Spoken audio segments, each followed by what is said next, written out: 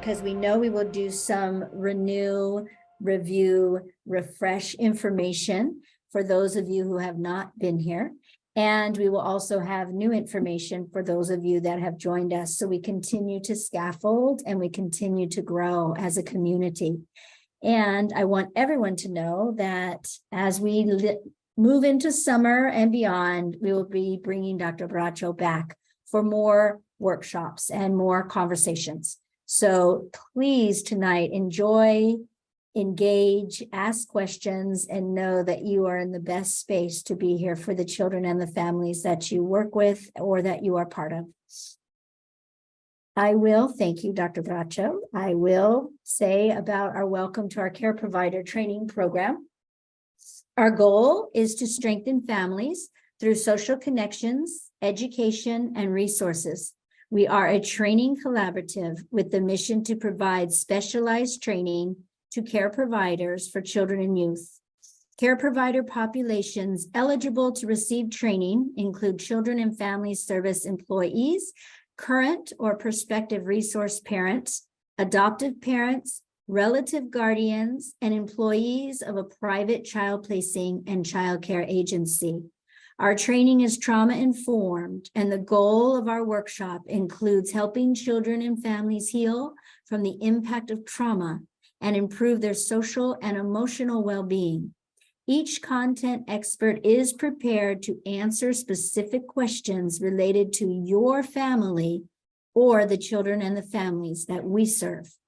So I thank you so much, and I would like to invite you, Dr. Bracho, to join us. Dr. K, thank you so much, and thank you everybody for being here. It's lovely to be here for the third round of our workshops on this topic, but as Dr. K was mentioning, if you're here for the first time, welcome. If you're here again, good to see you again. And I'm going to go ahead and get started. So as I mentioned, this is part 3 of LGBTQ plus 101. We will hopefully next year have the chance to continue these workshops and give you the chance to learn more. My name is Cristian Bracho, as I've been introduced, and I'm currently at the University of Laverne, which is near Pomona, if you know the area. But I'll be moving to Cal State Long Beach in the fall for a different faculty position. I currently work in the teacher education program. I used to be a high school teacher for about 10 years, and now I work as a teacher educator. So I train teachers who want to become middle school and high school teachers. And one of the areas that's very important to me is helping teachers and folks like yourselves know how to support LGBTQ young people, or to create spaces where people learn more about these communities. So today's agenda, we'll cover a few different topics today. As I mentioned, we'll review LGBTQ plus 101 so far. We'll talk about common misconceptions, common misunderstandings about LGBTQ plus youth. We'll talk about the connections to faith and spirituality, which I think is an area that we don't often understand in the LGBTQ community. And then we'll talk about laws that protect LGBTQ youth, particularly those that relate to foster youth. And last, we'll come back to the topic of how do we show support for young people who might be identifying or come to identify as LGBTQ. So by way of introductions again, we all have many identities. All of us in this room belong to different communities. We all have different histories, different trajectories. Some of us may have been born here, some elsewhere. My parents are from Mexico, and so that's a very important part of my identity. And so this map is something I do with my students to have them map out all their identities, all their affinities, the communities that they belong to. And so as I mentioned, my family's from Mexico, and I have been very fortunate to have a family that's been very supportive of me as a gay man. So my struggle was a long road to my family accepting me, but now there is a lot of love and support in my family. So I do identify as gay. I'm also a Spanish speaker, although I'll say I don't think I have the fluency of Nuria, who's a great translator, but I do speak Spanish in my family and with my friends. It's important to me to practice the language, so it's an important part of my identity. I also identify as a non-disabled person. I have a lot of friends who are in the disabled community who talk about how important it is to acknowledge our privileges when we are people who are not in wheelchairs, for example, or haven't had to deal with being hard of hearing. So there's lots of privileges and lots of areas where I've struggled in my own life. I am an uncle and a son. I'm an educator. I'm a teacher in my heart. I was raised Catholic, and I care very much about spirituality. I have a Virgen de Guadalupe candle that I light sometimes when I'm praying or when I have a struggle in my life. I am a Californian, which I think for a lot of people, a regional identity is really important. I'm very proud to be an educator. It's an important part of my life, and I've always loved working with people. So I'm very happy to meet all of you today in this setting. So just very quickly, Jackie will help me out here. We'd like to do a quick poll. I'd love to know a little bit more about who you are. So let's start with this poll. And the question is, in what ways have you ever known an LGBTQ youth? So someone perhaps who's 18 or maybe, 19 as well, a young person who identifies as LGBTQ. And so there's 4 options here. Maybe as a resource parent, or in a professional context, perhaps you're a social worker, and so you've met LGBTQ youth in that kind of professional setting. Or perhaps in your personal life, perhaps you have a child or a cousin or a friend of the family or someone else that you're close to who is an LGBTQ youth. You might have said both, so in both contexts, or never.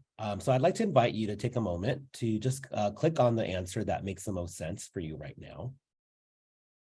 We see that 58% have participated, and we can wait just maybe we're maybe just 15 waiting. seconds. Great, it's moving up quickly to 66. I would like to respond, but it's not allowing me because I'm a host. So I am going to say both would be my response if I could. I would love that. And we're up to 75% response right now. So we're getting there, 9 out of 12 of us. And some of us, like myself, Jackie, Noria, we may not be able to respond. No problem. Well, while we're waiting, and you take your time, I would love for you, if any of you would like to unmute or in the chat box, perhaps share, who it is in your life that you have known who's an LGBTQ youth, or in the chat box, maybe just tell me where you're located. What city are you in? I'd love to know a little bit more about where you all are located. I'm currently in Pasadena, where I live, but I'll be moving to Long Beach very soon. And I have known LGBTQ youth as a teacher, when I was a high school teacher. And also in my family, I have cousins who are young people who also identify as trans, lesbian, and gay. Thank you, Kat. Thank you, Dr. K. Sorry. I'm Jodalyn Miltimore, and I'm currently in Ventura. And I am a lesbian. I live with my fiance Charlene, and I care for I'm foster respite, and I do have other family members. My niece is gay, and I know I know the community personally, so I grew up in it and of it. Thanks, Jodalyn. And we've met before, right? You were here last time, is that right? Yes, absolutely. Yes. Thanks for being here. Yes. All right. So I'm seeing the poll up, and it looks like about half of you. Oh, I lost it. The results. I can still see the poll. So we are at. There it is. Yeah. 33%. Can you see the responses? I can see it now. Yeah. So it looks like about half of you have known people, 44%, in both your personal life and as a resource parent. About 10% of you, 11% never have had an LGBTQ youth in your life. And then some of you strictly in a resource parent or professional setting, and then some of you only in your personal life. But it's very exciting to see how many of you, I mean, if you look at that, basically 88% of you, at least in some way, have an LGBTQ youth person in your life. That's very important. And I appreciate that even if you have never met with one, you're here today to learn more about the ways that you can be supportive of people who may one day come into your life very soon. Anyone else want to quickly share where they're located or about their response? Thanks again, Jackie. All right, well, I'm going to go ahead and continue, but always feel free to unmute or put a question. I am not someone who needs to be talking the whole time. I love hearing your voices. So please feel free to pose a question or just jump in whenever you have a thought or a question you'd like to share. So one of the things that Dr. K mentioned is the importance of refreshing and renewing ourselves on the content that was covered. And I think, I'm a teacher, and I know that when I work with students, whether they're adults or young people, covering content more than once really helps us remember it. It really helps us stick in our memories. So I'm going to briefly go over some of the content that we've done before we jump into some new content. So we started off this training in our first session back in, I think it was November, talking about just the idea of a safe space or a safe zone and what those words mean. And I think what we landed on, and we talked about this last time as well, is that it's really hard to create these kind of safe spaces because there's lots of ways that these can be difficult to maintain, but that at the very least, we want to make sure that students or young people in our lives feel like in our homes or in our work settings, they feel safe talking to us.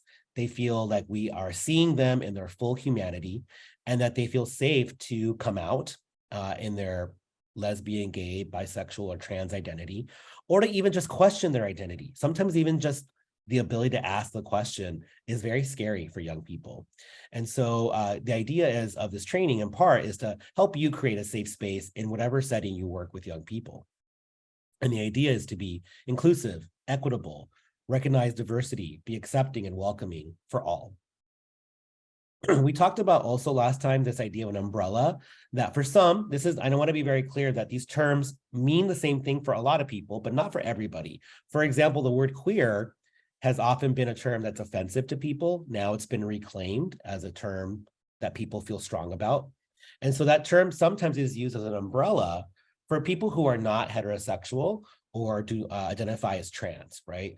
So when we're talking about sexual diversity, sexual identity, we're talking about lesbian, gay, and bisexual people. That's the L, the G, and the B, right? When we think about gender diversity, that's the trans identity. So people might identify as transgender, but also some people might identify as non-binary, meaning they don't feel that they represent either gender, or non-conforming, which means I may identify as male or female, but I don't feel bound to the ways that those identities are usually expressed, right? So they might identify in different ways. And I think that we're learning more and more every day from young people, the ways that they identify. I think that there's a lot of ways that they're teaching us about how to accept diverse ways of being in the world when it comes to sexuality and gender. So those are just some key words to think about: lesbian, gay, bisexual, trans, and queer. The Q is sometimes considered as questioning, which I mentioned earlier. Sometimes people just want to question and not have to worry about questioning their identity. I also shared at the first training a little bit about what's called the Trevor Project, which is an organization that works with LGBTQ youth and really trying to support their well-being, particularly when it comes to mental health. A lot of statistics, a lot of research has shown that LGBTQ youth seriously consider hurting themselves and potentially committing suicide. And that is even more so for young people who are transgender or non-binary. So there's a real mental health threat when we live in a society that is not accepting or supportive of people who are LGBTQ. Even more so when people are gay or lesbian, bisexual or trans, but also maybe belong to a different ethnicity or a different religious group, they have even more sometimes a threat to their identity, to their well-being, right? So on the right, you see there that Native Indigenous youth, people who identify with a tribe, for example, Black and Latino youth, multiracial youth, also sometimes face higher rates of suicide attempts. I shared that in my own life, I have struggled with mental health.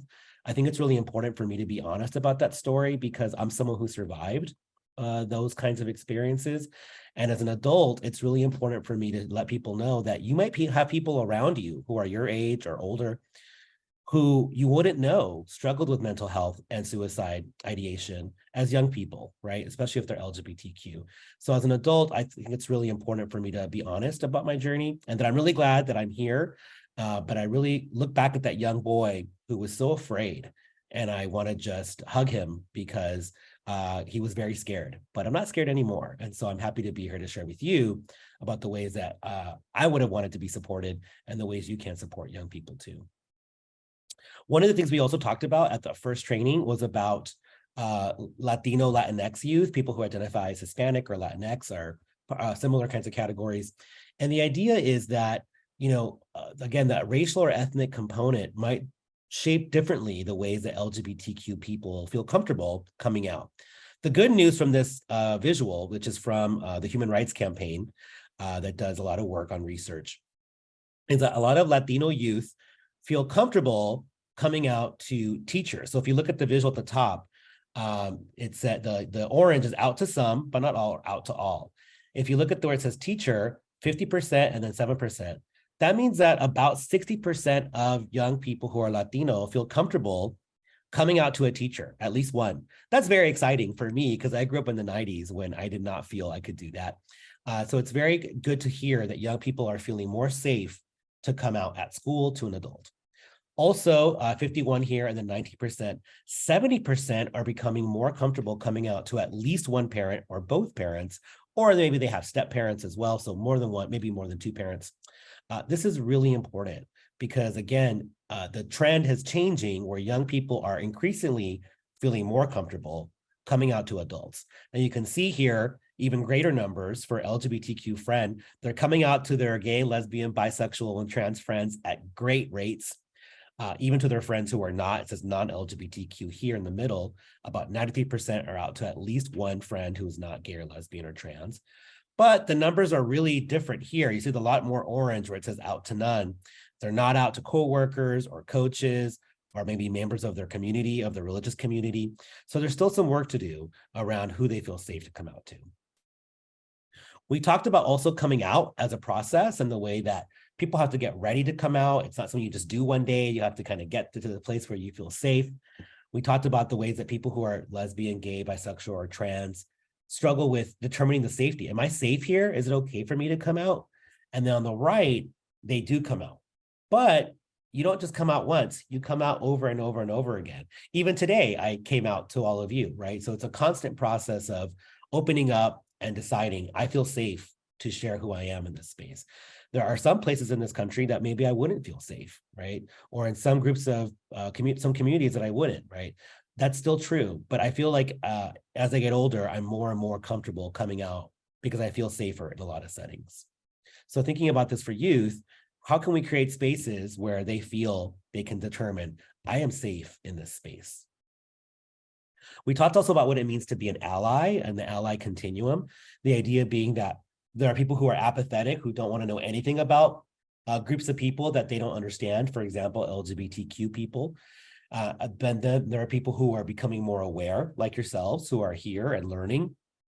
People who are more active, who are really engaging and sharing more and being, proactive in the community.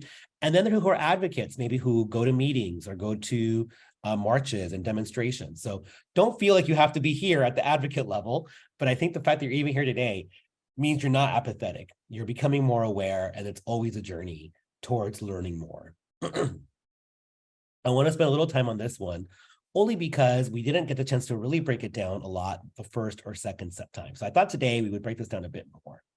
So people who are what we call non-binary are basically saying there's only two options for gender and sexuality often. And they're really asking the question, isn't it possible that there's a lot more ways of expressing our gender and sexuality when there are 8 billion people, almost 8 billion people on this planet? Can we really expect everyone to slot into one category for gender or one category for sexuality, right? There's so much diversity on this planet. If you look at the animal kingdom, there's lots of diversity there as well. So I want to spend a little time breaking these down and maybe have you reflect on your own identity, okay? So for example, one of the first things we talk about in LGBTQ communities is gender identity, right? How you think about yourself. So you can see here, some people might identify as a woman, some people as a man, and then there are folks who we sometimes call gender queer or gender diverse, or people who might be non-conforming, who say, well, I sort of feel like I mostly identify as a woman or also as a man, but there might, or as a man, but there are people who identify as somewhere in the middle, right?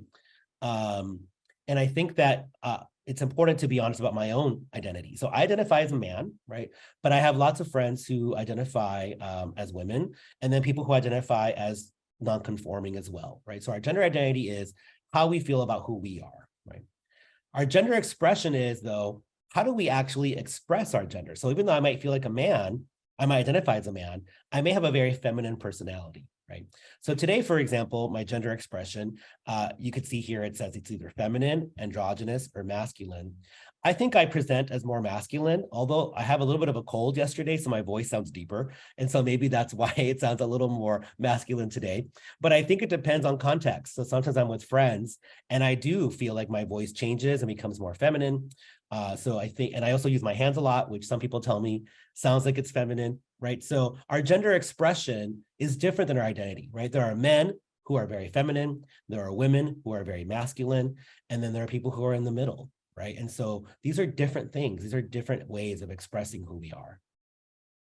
Our biological sex, which is a third category, is a little bit more about how we were born, right? The kind of more biological determination of who we are. Some folks are born with female sexual organs, others with male organs. And then there are many people who are born intersex, right? Who have maybe a combination of both, right? And that's actually something that's very hidden from society. A lot of times historically, when that would happen, the doctor would have the parents just choose a gender on the spot, which without necessarily ever telling the child in the future about that. So it's actually, there's more diversity than we know of. I was born a man, but there are lots of people who are born what and then become trans and change their biological sex. The last thing is sexual orientation, which is our physical attraction, our spiritual attraction, our emotional attraction. This is different than all the others, right? This is about who we love and who we're drawn to, right? Some people are heterosexual, others are bisexual, others are homosexual. And those are words that are very technical, right? It could be straight or gay, right? We could sometimes call those. I think that bisexuality is becoming a more visible community. A lot of times bisexuality has been hidden. It's been a identity that's been sort of shunned by both the straight and the gay community. Sometimes the straight community has said, we don't really believe that you're bisexual. People who are in the gay community might say bisexual people need to just pick a side. But I think we live in a world now where there's a lot more acceptance of people who are bisexual. I identify as gay, but in my younger years, I did identify as bisexual. And I would say that that's changed in my life. But I think that for a lot of people, it can be fluid, right? There are lots of ways we can be attracted to people without necessarily having it be sexual either. So I want to just give you a moment to think a little bit about your own identity, right? Maybe you're someone who identifies as a woman, or maybe identifies as being more feminine, or maybe as a bit more masculine, right? And that's okay. I want us to all feel comfortable with our own identities, because I think by being comfortable with who we are, we're more able to be comfortable with the diversity of our young people in our lives. So I'll leave this up for a minute. I wonder if anyone has a question or a comment on anything we've done so far. Dr. Bracho, this is Kathleen, and I had a question. It's simple and from a little while back, but when I articulated earlier, like my niece identifies as queer, do we capitalize that? I don't think you need to. I think that depends on sort of like, there are like research articles perhaps that maybe would identify queer as a community and might capitalize it, but I've seen it under lowercase a lot of times, so I don't think you'd have to capitalize it. Okay, I just wanted to be Question. respectful. No, it's a very good, because we sometimes do capitalize, for example, like African American, like racial, Yes, right? people of color, we capitalize. Color, exactly. So it's a good question to ask, but I don't think I've seen it too often capitalized. And I have one more question. Of course, please. When we're looking at this chart, diversity of human sexuality and sexual orientation, I love this, and I love the way that you explain this, and it's so inclusive, and it helps people find a place in a space, or maybe a multitude of places and spaces. Is this something that I know you teach at universities, but let's say when we're in the high school level or the middle school level, is this research and this information being communicated at that level? There is, and I'll talk about this more a little bit, but I think that there has been a trend in the last 10 years to have more information at the high school level for people, for young people. And I think that they wouldn't go into the level of depth that I'm providing here, right? I think they would probably talk more about gender identity and sexual orientation, but maybe not so much gender expression and biological sex. I think maybe it'd be a little more narrow, the focus. But I do think that there is increasingly more discussion of these things happening in high school health classes. Excellent. Yeah. Thank you. Great question. All right, so I'm going to go ahead and continue. But again, I appreciate the question, and I want everyone to feel comfortable stopping me, and asking questions or just have a comment. I really appreciate your voices here. All right, so that was a lot from our first session. In our second session, we talked a little bit more about foster youth and how LGBTQ youth are 3 times more likely to live in a foster home or a group care setting. And often they're awaiting placement more than non-LGBTQ youth. And some of the reasons that we mentioned last time were about the ways that they may face neglect or abuse in their own settings or just rejection. There's trauma that comes from that, and that may lead to them being what they say is overly represented in the youth, foster youth population. We also talked a little bit more about how do we respond when we hear young people or anyone around us say things like "that's so gay" or make other kinds of comments about gender or sexuality, right? And so I want to just kind of review these very quickly. So what we said last time is that almost any response is better than ignoring situation. You may not always know exactly what to say, but it's good to just say something to stop the harassment, right? Taking action reaffirms limits. When you interrupt someone doing name calling, it's not always easy, but it becomes more easy over time. Just like any skill, the more we practice it, the easier it becomes. You can always go back to a child if you heard something being said and say or do something else if you feel he did not respond well. I'll give an example that's from my current setting. I have a student in my class who is trans and uses pronouns that are they, right? But sometimes I'll misgender her and misgender them and say her. And I did that in class a few weeks ago. After class, I went up to the student and I said, "Hey, I'm so sorry. I know I didn't use the right pronoun." And what they said to me was like, "No, you're one of the few professors who actually does try to use my pronoun. So thank you."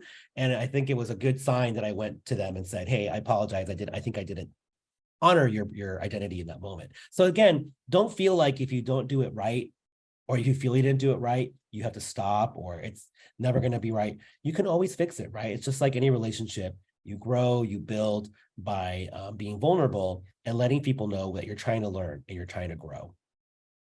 So simple responses like, "Remember, we don't use put downs here," or asking questions like, "Do you know what gay means," right? Or to say things like, "It's not okay to use this disrespectfully. You may not meant to be hurtful, but when you use that word, it does hurt some people." Things like this, right? So there's simple things you can do that don't necessarily elevate or escalate the conflict. It's trying to bring down the tension. So we talked about, for example, if someone were to say, "Why does Martin like pink?" and Martin identifies as a boy, we could ask questions like, "Why do you like what, or say things like, "We all get to like what we like. What's your favorite color?" Or "There's so many colors. We can all like different ones." Or "There's no such thing as boy colors or girl colors," right? So just trying to respond developmentally in the right way, especially with like a 9-year-old, right? You're not going to try to push them, but you might ask them like, "Well, don't you like every color too?" Or "Why do you think that?" Right? It's okay to ask questions and help young people be more expansive in their thinking. We also talked about maybe someone would say like how their gender expression might look. "Why is her hair so short? She looks like a boy." You could say things like, "People of all genders have long hair," or "That's just how she likes it. Hair is hair," right? There's no such thing as boy hair or girl hair, right? So really dismantling this idea that there's one way to express gender, or that one facet of your expression makes you not fit into a boy or a girl category, right? So I like these because these feel more appropriate for young kids who are like in elementary school, because that's the kind of language you want to use to help them be more aware. Last, we talked a little bit about our identities being intersectional and the ways that, as I mentioned earlier, we may identify with different groups. There are people who might be African American or Latino or Asian American and identify with different religious groups, but are also LGBTQ youth. All of our lives are connected and overlapping, right? So I am the child of Mexican immigrants. My parents worked hard, but we did live with some government assistance. But I was able to get educated, right? So I've had privilege in my life, but also had some real challenges. And so what we talked about last time was about how other groups, like people who identify as African American or Black, Asian American or Pacific Islander, or people who have disabilities might experience their gay or lesbian, bisexual, transgender identity differently, right? There's not one way to live this identity. There's lots of ways to experience it. And what tends to happen sometimes in popular culture is that one way of living this identity or this life is portrayed, right?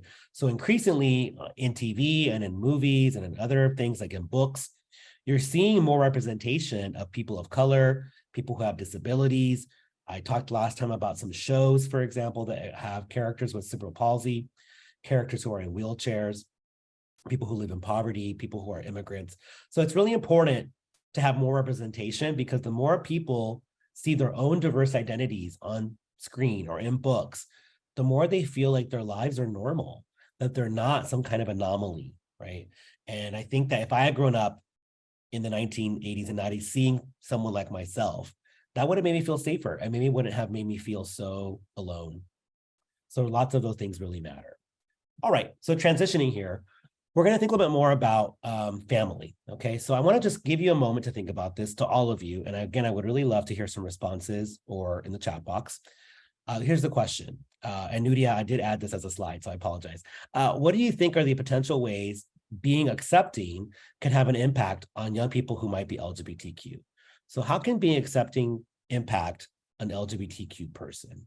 I just want you to have a moment to think about that. And I would love anyone to respond in chat or out loud. In Spanish is fine too. If you want to share in Spanish, I'm happy to hear it. I do understand.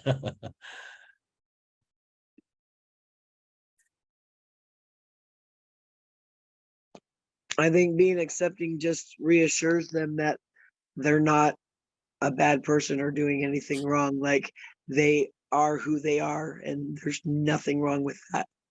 Yes, absolutely. So normalizing, humanizing. Very good. Thanks, Jordan. Anyone else?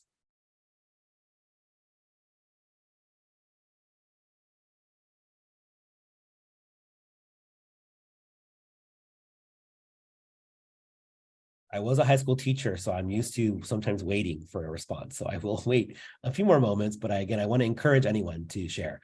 Betsabe, I hope I said that right. Some youth get disowned and kicked out and end up homeless as a result of that. So the resources become important. Very good. Yeah. So if we're not accepting, it can actually have a very negative impact, right? So that's a really important insight. Thank you so much for sharing. Anyone else? All right, so I will try to move on, but again, please don't feel discouraged. I really would love to hear your voices.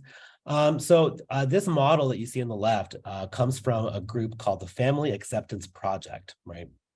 And so they talk about how families can prevent and address lots of different adverse outcomes for LGBT children across different systems. So for example, their findings show that for the first time, they had this very important study. For the first time, these findings show that the way that parents, foster parents, caregivers, and families react to their LGBT children has a powerful relationship to their LGBT children's health, mental health, and well-being as a young adult, right? So I want to just point to the left for a minute, so you can see here in the visual model, right? So basically the idea is that when families have a positive relationship to young people, they can actually deter them from having negative outcomes that can lead to things like suicide ideation, ending up with housing insecurity or being homeless, ending up being in the juvenile justice system, being either more able to sustain a resistance to bullying or even be bullied less, have greater impact on their sexual health. So you can see here HIV and STDs. They're more likely to be more aware of how to take care of themselves in those settings and be less prone to become HIV positive or have STIs, as sexually transmitted infections. They may also be more likely to have less substance abuse and depression and maintain being in their home families and not end up having to be kicked out of their homes, right? And so I think that what this shows us is that families are essential to the well-being of young people. And if you're taking care of a young person in your care, you are their family. And so in the same ways that their home family may have not been able to do that, you're able to counter that, right? You're able to create a setting where they do feel accepted. And that's really important for what we're talking about today. So I want to take a moment to now dive into more about LGBTQ youth. Who are they? What are some of the things that we think about them? So I'm going to give you another moment here to just think about this question. What are some common misconceptions we have of LGBTQ youth? Meaning, what are some of the things we may not understand or misunderstand about people who are young and identify in these ways. So I'm going to just take a minute. I am going to just give you some wait time because I do want you to start thinking about these, but I would love for anyone to, again, unmute or share in the chat box. What are some things we may not have right about young people? We might think that people might think they're confused, that they don't really know who they are or what they want. Yes, so they may be confused. We might mistake that they have no understanding of their identity, that they're confused, they don't know themselves. Thank you, Jolyn. Anyone else in the chat box or in the by unmuting? Again, you can share in Spanish. Someone shared, people might think they are sad or depressed. Right, exactly. They're just not happy and they're unhappy in their lives. Betsabe also wrote, many folks assume that they have been molested as a result, they are confused. Very important. Thank you so much for bringing this up because we're going to get to that later, right? That something bad happened and that's why they ended up that way. Very, very common misconception. Thank you for sharing that. It's very important. Anyone else? These are very good. All right, so I'm going to jump into some. And I think it's really important to kind of break some of these down because it might be that some of these we may believe, or we might meet and encounter people who have these misconceptions and we may not be able to understand them. Did I miss something here? I'm just going to quickly go back. No. Okay, I think I know where I am now. All right, so thanks, Jackie. All right, so what are some common misconceptions we have of LGBTQ youth? The first. So we may think that they're different, that they're not like other youth, right? That they're just kind of unique or different, but actually they're very much like other adolescents. Everyone has a sexual orientation and gender identity. You know, people who are straight, that's their sexual orientation, right? People who are male or female, who are not trans, they have a gender identity also. And just like that, we have to remember that LGBTQ youth are not that different from their peers. They have the same milestones. They go to the school for the first day. They go on their first dates. They earn their first paychecks. I worked at the mall. They apply to college. They go to the prom, right? These are all the same kind of things that their peers go to. The difference is, for example, for young people who are in foster care, they may have trauma and loss due to separation from their families. And that gives even more of a need. But all young people want to be accepted and understood. I teach a class on adolescent development, and we cover this a lot with teachers. We need to make sure that all students feel safe and accepted in our classrooms. And this is true in their home settings as well. So making sure in your own work that your home or your space where you work with young people is welcoming and affirming around all differences, including race, ethnicity, disability, religion, all these pieces will help ensure them that they feel safe and grow into adults where they embrace diversity, right? So they're just like anyone else. And like I said, they have jobs, they study for tests, they worry about exams, they want to think about the future, they have crushes, everything that we see regular young people do, LGBTQ youth also have, right? They have their hearts broken, they fall in love, all the same things. Another one that people often think of is just a phase, right? That people who are LGBTQ are going through, especially if they're young, are going through a phase, right? And this is really important to dismantle because LGBTQ plus people coming out, it's happening at younger ages. And I think it's because we are more accepting as a society, right? I didn't come out until I was almost 18 years old, right? But I have a lot of people in my life I know who are coming out at 15 or 14, right? And I think that it's really important to recognize that a lot of research has shown that most people report being attracted to another person around age 10 or 11, right? So around the time that we hit puberty, we become more aware of our preferences, right? And that a lot of young people are now identifying as gay, lesbian, bisexual, or trans around 13, 14, maybe 15. So that's around when they get to high school, right?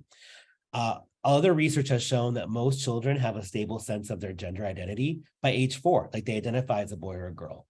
So I think I want to just highlight that someone who has reached the point of telling a foster parent, someone like yourself or someone in another setting, that they're LGBTQ, that they're trans or lesbian or gay, they probably have thought about it a lot, right? They're not just like waking up one day and saying, I'm lesbian or I'm gay. They've probably thought about it quite a bit, and they're finally taking the leap to tell you, because they may trust you, who they feel that they are, right? So the decision to share it isn't something they just do lightly.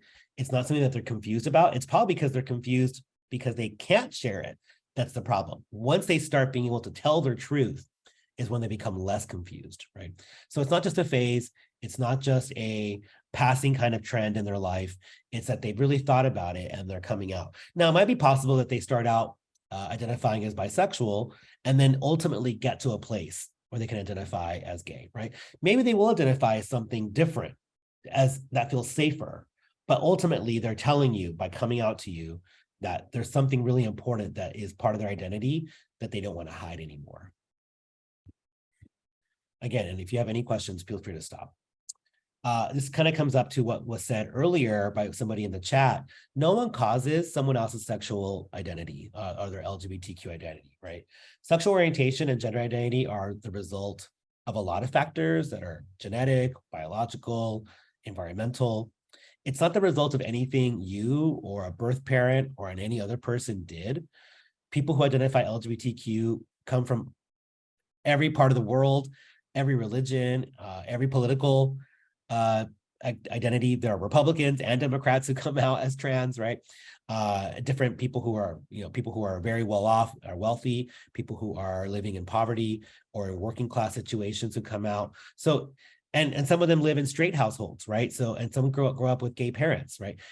It doesn't, those things don't determine someone's identity, right? Experiencing childhood trauma or reading about, hearing about, being friends with gay or lesbian, trans people doesn't make you gay, right? So just having someone in your life who shows up doesn't make someone gay. It might make them feel more comfortable knowing that you have a friend and you're like, if you brought your friend into the home who identifies that way, it may make the kid actually feel safer because they're seeing you bring someone into their life that you are saying, this is a person I love and I care about. But just seeing that doesn't make them gay, right? Professional mental health organizations like professional psychologists, for example, have said that LGBTQ plus identities are not mental disorders. So for a long time, homosexuality or gender dysphoria were seen as diseases, mental disorders. And it's in the last 50 years that we've really begun to understand this is not a deviancy. This is a true part of the people's identity that we need to honor and make space for. It's natural and important to honor that. Another misconception that people have is that people who are, and this came up in the chat earlier as well, LGBTQ plus youth are more likely to be depressed, have mental health problems, have behavioral problems. That is not true. And I'll explain myself because I said something earlier that may seem contrary to that. It's true that LGBTQ youth may experience higher rates of anxiety or depression or substance abuse or other mental health challenges. But the research has shown it's because they're stigmatized, because they're discriminated against, that they have those higher rates. So if we take away the stigma, if we take away the bias against them, they're just like any other teenager who might struggle with anxiety or mood swings or other kinds of things that are typical of adolescence, right? So I guess what I'm trying to say is let's not make these characteristics of possibly being depressed or anxious a part of what it means to be gay or lesbian, right? It doesn't, just because you are in that community doesn't mean you're going to also be naturally more depressed or anxious. It's because there's so much stigma against those communities that people sometimes struggle with mental health, right? So it doesn't make you miserable or unhappy to be in the community. And as I talked about before, I'm very happy in my prior setting, in my prior workshops, I'm very happy to be a gay man who's out and proud. I do not see this as something that leads me to be more unhappy. In fact, because I feel so much authenticity in my day-to-day life, I feel happier because I'm able to be who I am. And I was not happy for a long time. My teenage years were extremely difficult. As I mentioned before, I had 2 suicide attempts in my high school life. I ended up in a home for young teenagers in Los Angeles for about 3 weeks, where I really got the chance to explore my identity. And one thing that was really powerful, I apologize if this is a story that I've already shared more than once, is that my psychiatrist, my second day at that facility, said, Christian, there's nothing wrong with you. You're not insane. You're not crazy. You're gay. And I remember being like, oh, I'm gay, right? It was the first time an adult had just said to me plainly, you're gay and that's fine and there's nothing wrong with you, right? And that man, that doctor, I remember him so well because he was the first person in my life that made me feel normal, and that really changed my life. And I feel like that time in that facility allowed me to gain strength, right? So this is why I share my story so openly, because I got to that really dark place. But once I was able to find people who were accepting, I began to climb back into the light, right? And so I think it's really important to not say that being part of this community makes you unhappy. It's being treated the way we are treated sometimes that makes us unhappy. All right, so next. So one of the other misconceptions that thank you, Dr. K. One of the other things that people sometimes also say, and this came up in the chat as well, is that people who identify as LGBTQ are not more likely, or that people who are LGBTQ are like predators or are grooming, right? You might be hearing this in the media right now. There's a whole discussion of the ways that whether or not we can even say the word gay in the classroom, right? This to me is very scary, the kind of things that we're seeing, because we have done so much work to try to create more inclusivity, more visibility, and now we're being attacked again as if we're predators or people who are trying to make people gay. That is not true. If you look at the research, actually, there's no data that shows that people who are in fact harming children are more likely to be gay or lesbian or trans than straight people. The data shows that abusers are more likely to be family members or people who are trusted family friends. And that's very ugly to think about, but it's not some gay person or a drag queen who's going to be abusing the child, right? And I think it's really important to dismantle these myths about who is the one who is harming children and who is grooming children. Another misconception is like, if they just met the right person, if they met the right boy or girl, they would be straight, right? This is something I heard my mom always say.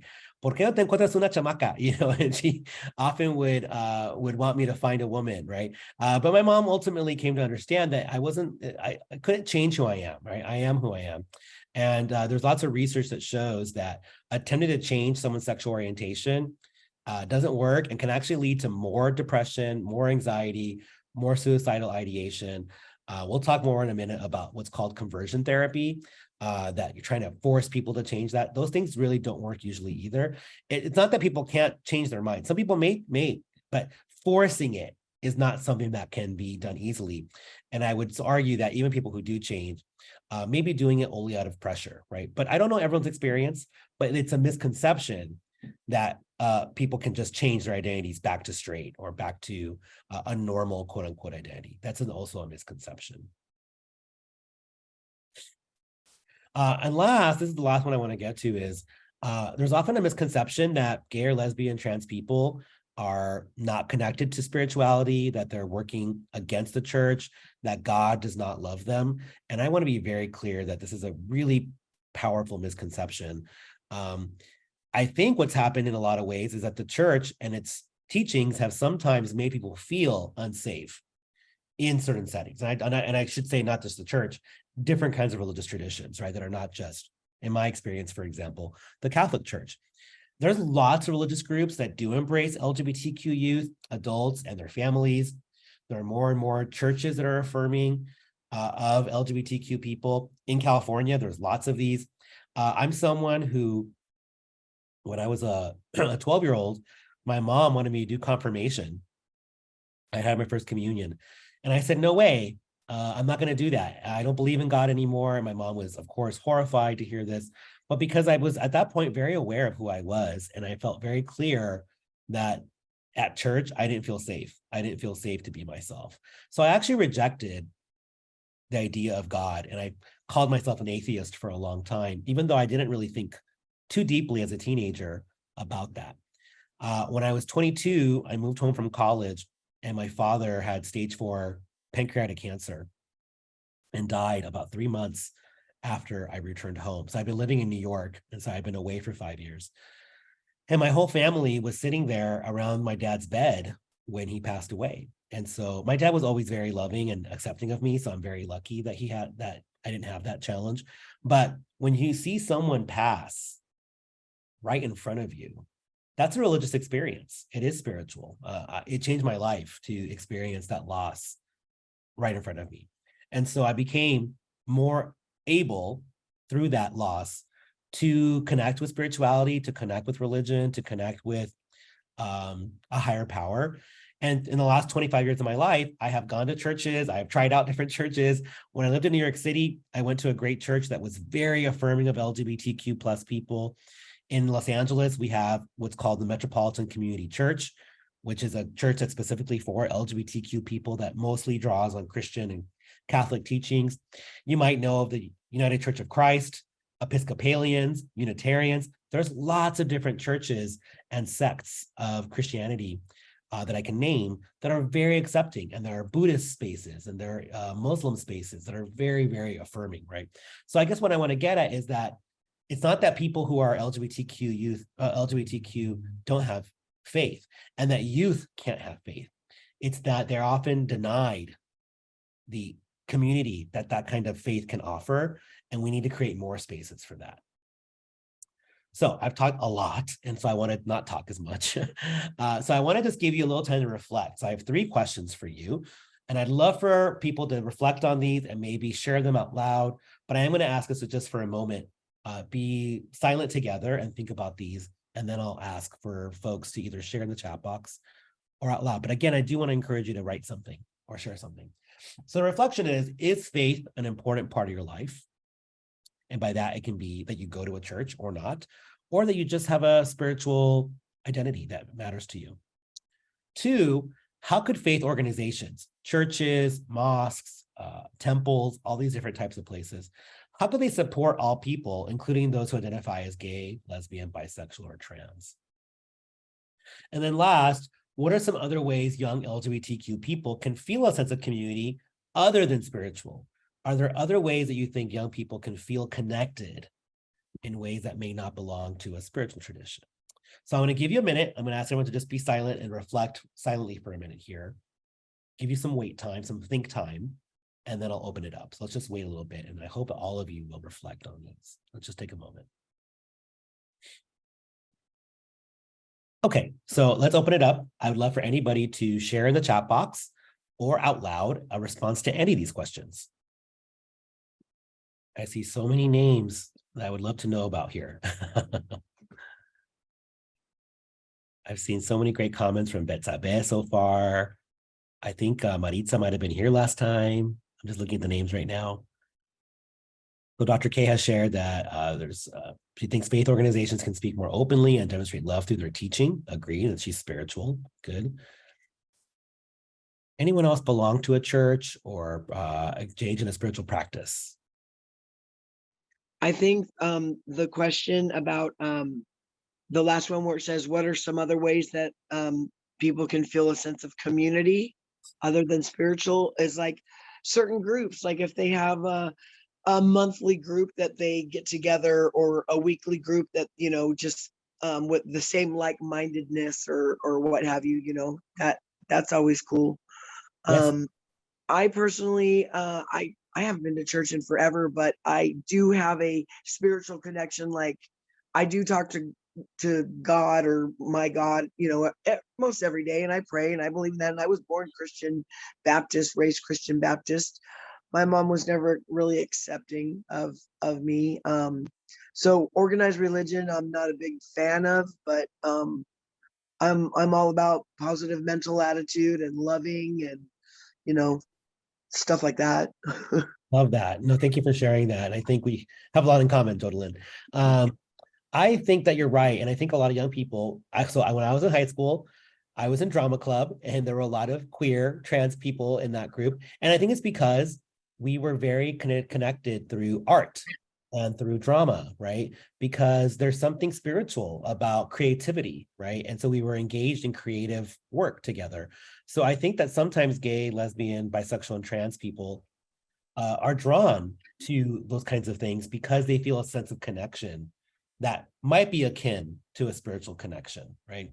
And I think there are a lot of, increasingly, I see a lot of gay, lesbian, young people in sports, in athletics, right? Because they feel more accepted by their teammates. And there is a sort of spirit that comes from being on a team, right? And a lot of times they do engage in like rituals that really feel maybe akin to spirituality, right? So I see a lot of young people seeking this out. I see some comments in the chat, so thank you so much to the folks who are sharing.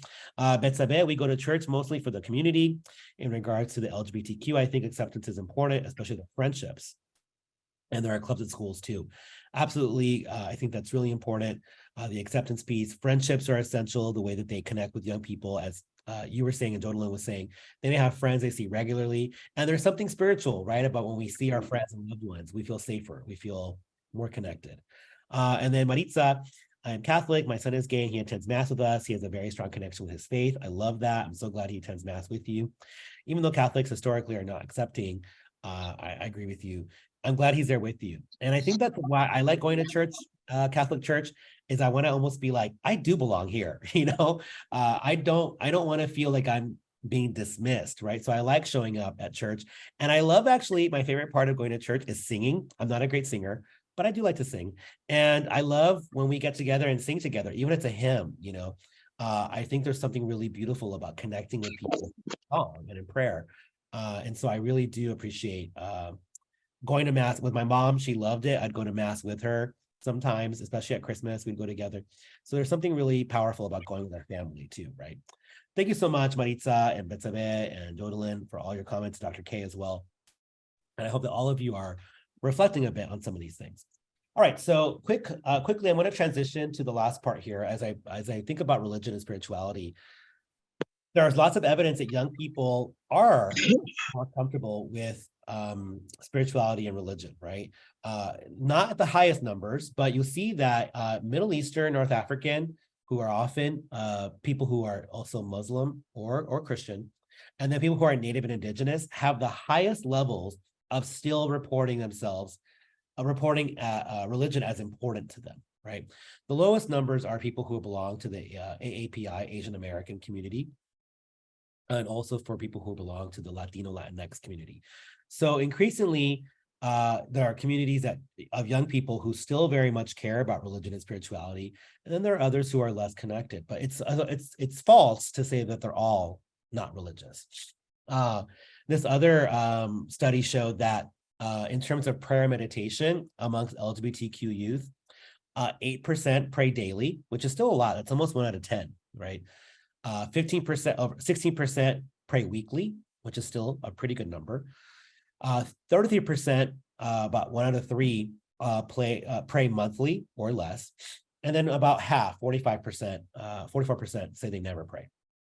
So I think this is important. I'm not saying that all students or young people rather should be praying or meditating, but I think it's important to recognize that for a lot of young people, prayer is something they do occasionally, right? They do engage in it. It's not this practice that they feel disconnected to.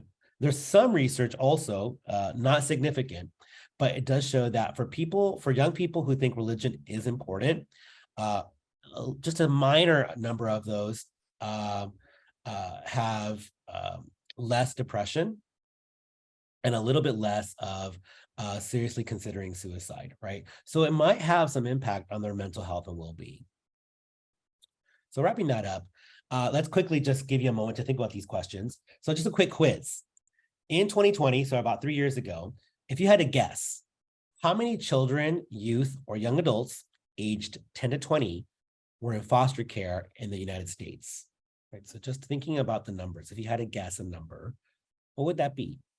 And then currently, rather in 2020 as well, when the study was done, in 2020, what percentage of youth in foster care do you think identify as LGBTQ? Right, so just take a moment.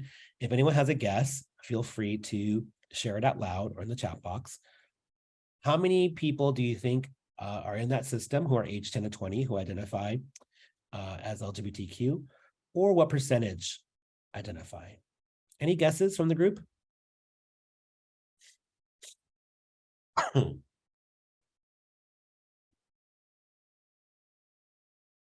All right, well, I won't leave you hanging too long.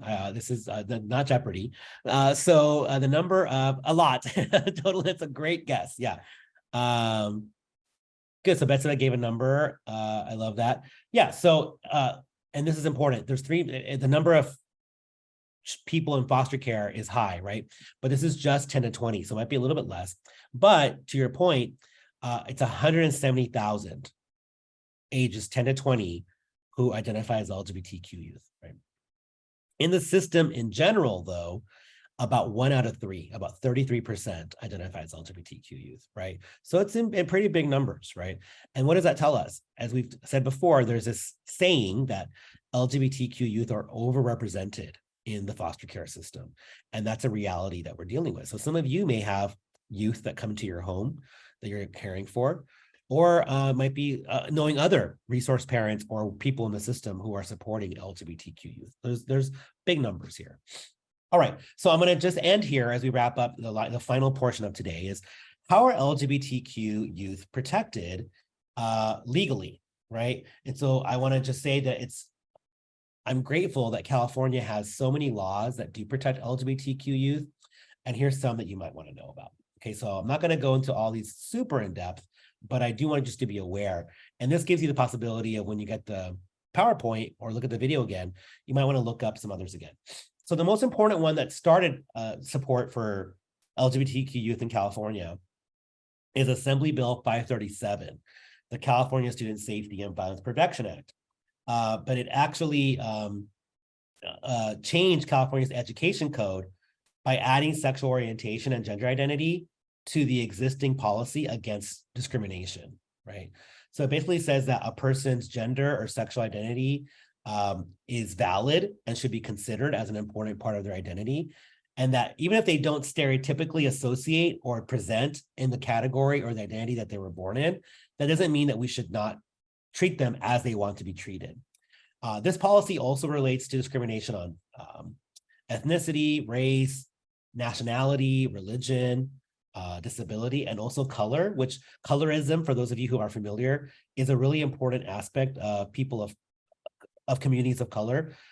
In Black communities and Latino communities, a person's skin color can be a really important aspect of how they're treated in terms of bias. So this bill, 23 years ago now, think about that, 23 years ago, started off this movement towards being more inclusive in the state of California.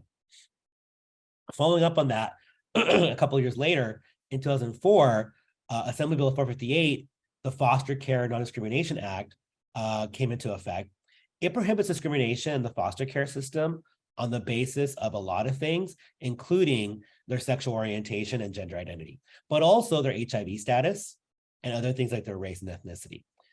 It also kind of says, as we all know, training is crucial to enable service providers to fulfill their responsibilities, which focus on creating safe environments, on good care, placement. So because of this, the bill also mandates training for all group home administrators and foster parents, right?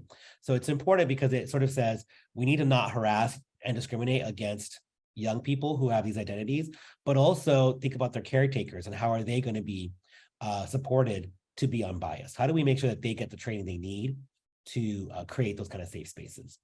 One of my favorites, I'm an educator, so this one's really important to me, is Senate Bill 448, and it's called the FAIR Act, Fair, Accurate, Inclusive, and Respectful Education.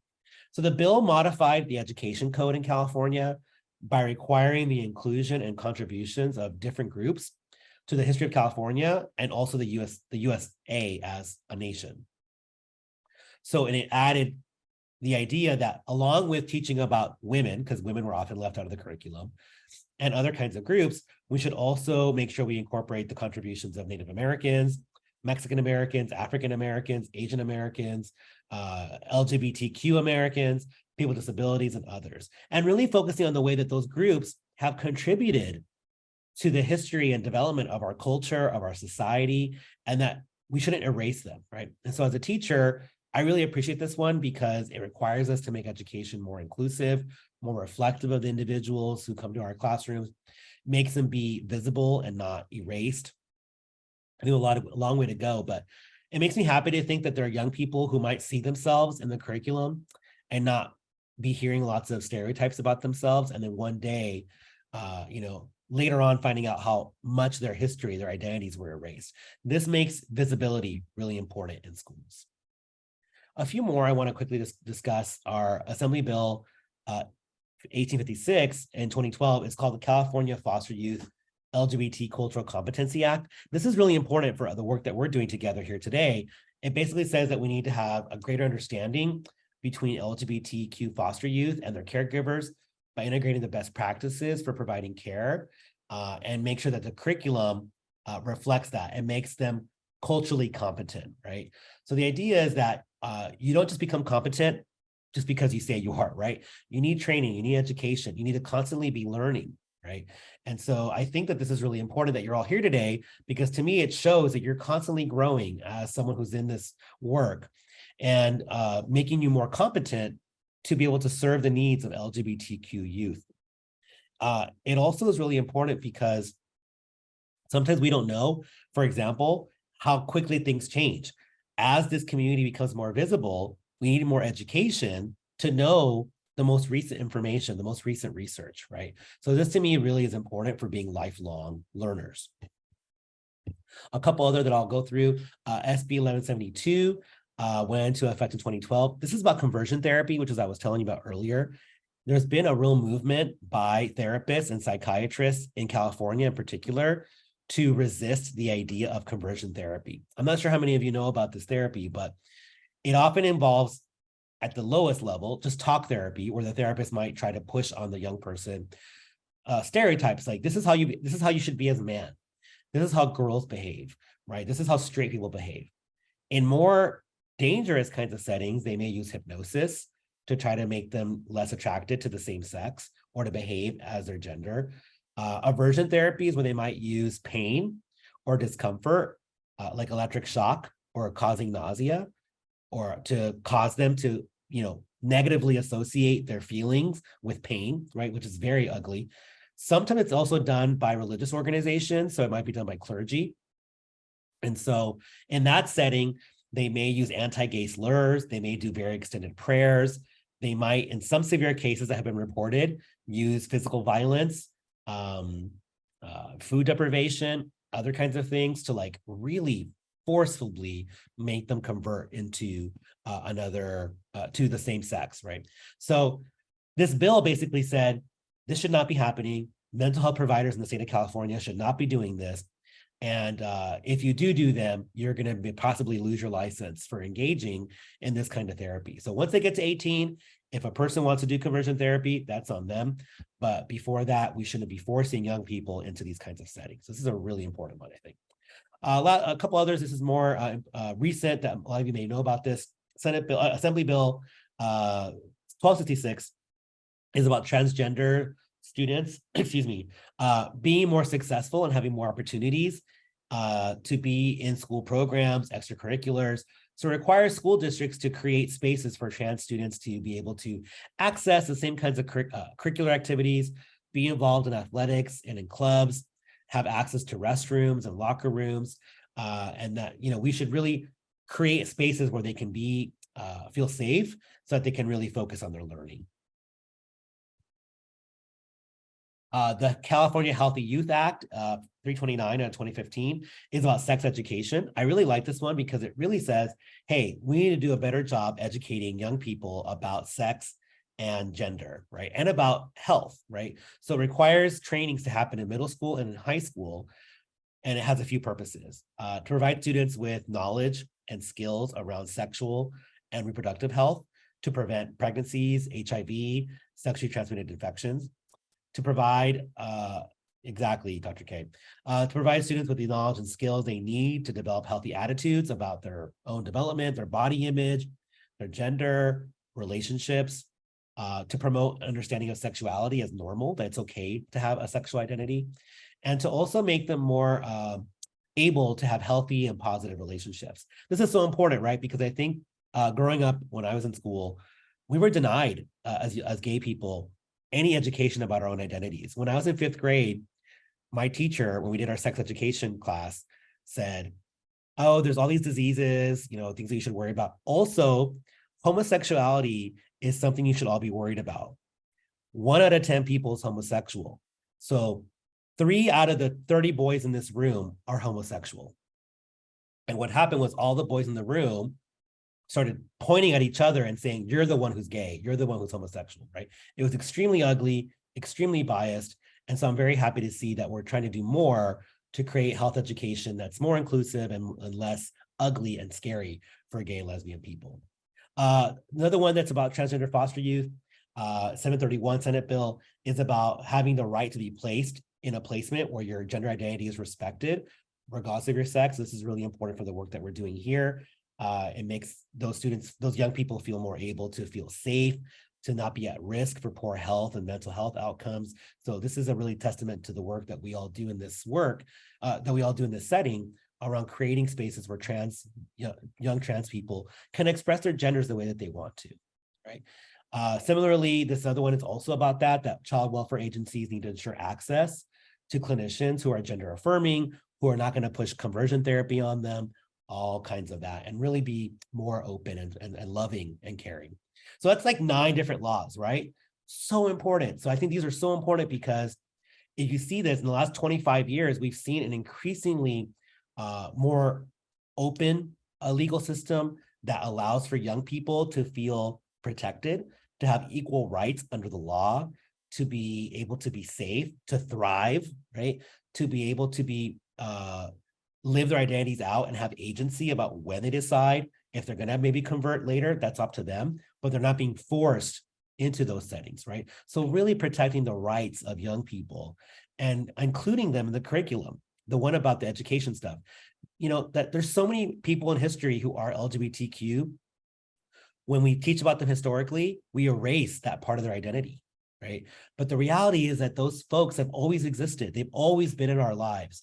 But when we erase them, we make it seem like they don't deserve to have their full humanity told.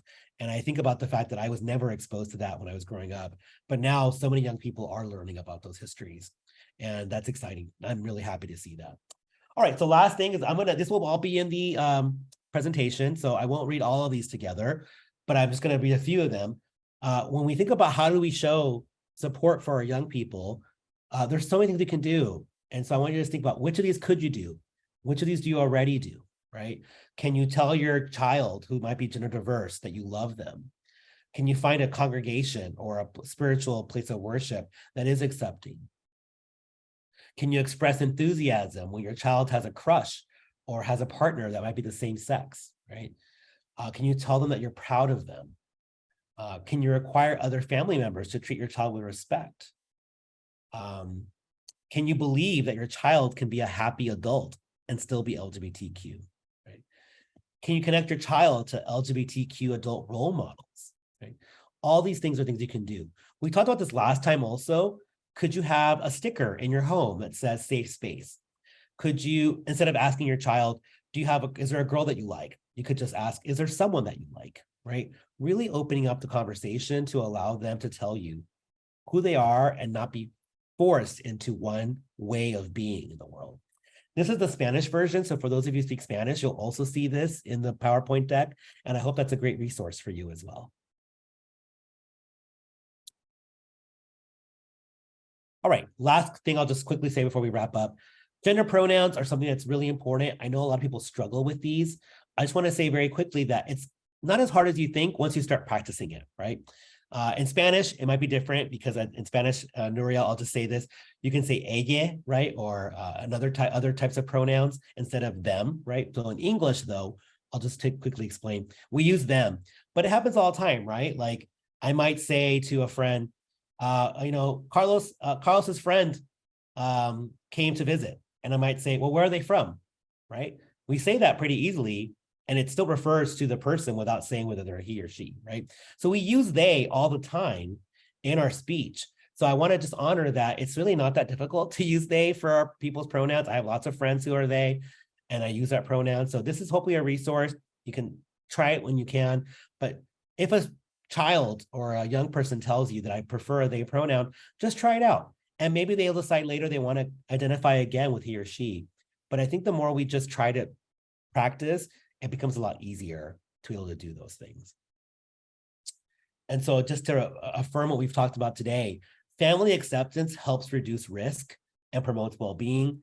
It has young people who are accepted have better health, higher self-esteem, have better relationships. They're less likely to be depressed, less likely to attempt suicide, even to think about suicide, and less likely to have substance abuse problems, right? So this is really essential. The work we do to support LGBTQ youth can have a lifetime of impact. And I think about that one doctor who told me it was okay to be gay. He changed my life. And I really honor that acceptance that I got from him allowed my family to be more accepting over time and allowed me to thrive. So I'll wrap up today. We have a couple of minutes. I know thank you, Patricia.